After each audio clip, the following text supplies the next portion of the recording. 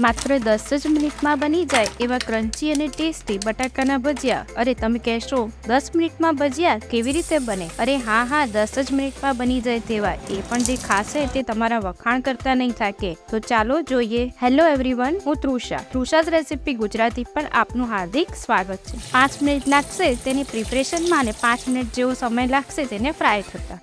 ના કોઈ વધારે ઝંઝટ છે, ના કોઈ વધારે મહેનતનું કામ છે. ક્રન્ચી બટાકાના ભજીયા બનાવો જેની આગળ તમને ફ્રેન્ચ ફ્રાઈઝ પણ ફેર લાગશે. તો ચાલો શરૂ કરીએ. આ માપથી તમે 4 વ્યક્તિ માટે આ નાસ્તો બનાવી શકો છો. તો સૌથી પહેલા આપણે તળવા માટે તેલને ગરમ કરવા મૂકીશું. મેં અહીંયા 3 મોટી સાઈઝના બટાકા લીધા છે. હવે તેને છોલી લઈશું. જો તમારા ઘરમાં બધાને ફ્રેન્ચ ફ્રાઈઝ અને બટાકાની વાનગી ભાવતી હશે તો આ રેસીપી બધાને ખૂબ જ ગમશે. બટાકા છોલી લીધા છે. હવે તેને છીણી લઈશું. છીણ પાડવા માટે જે થોડી થીક હોય તેવી છીણી મેં લીધેલી છે. બધા જ બટાકાની આપણે આવી રીતે છીણ પાડી લઈશું. બટાકાની થોડી જાડી એવી છીણ પડીને તૈયાર છે. હવે તેને 3 થી 4 પાણી ધોઈ લઈશું, જેનાથી બટાકામાંનો બધો જ સ્ટાર્ચ નીકળી જશે. હવે લઈશું એક મિક્સિંગ બાઉલ.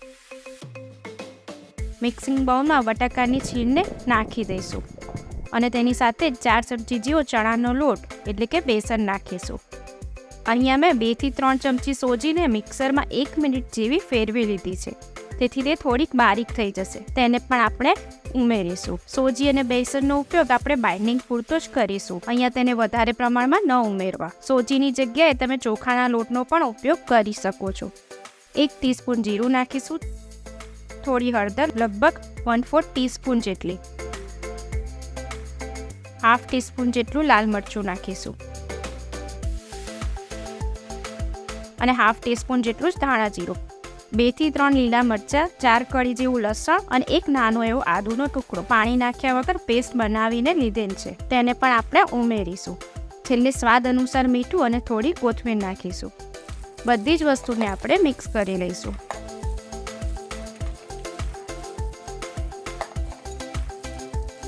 હવે જોઈશું કે બાઇન્ડિંગ આવવું જોઈએ. જો પ્રોપર બાઇન્ડિંગ ન આવે 1 થી 2 ચમચી જેવો બેસન કે ચણાનો લોટ ફરી ઉમેરી શકો છો. આવી જ રીતનું એક ટેક્સચર આવવું જોઈએ.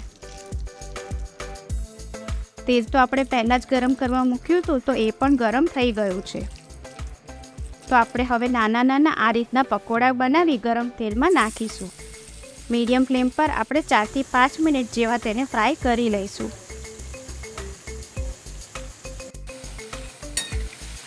આપણા ભજીયા ફ્રાય થઈને તૈયાર છે.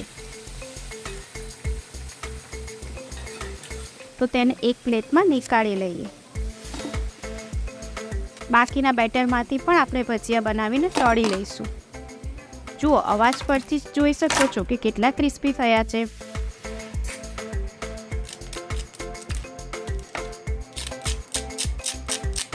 એકવાર તમને તોડીને પણ હું બતાવું. જુઓ કેટલા સરસ બન્યા છે.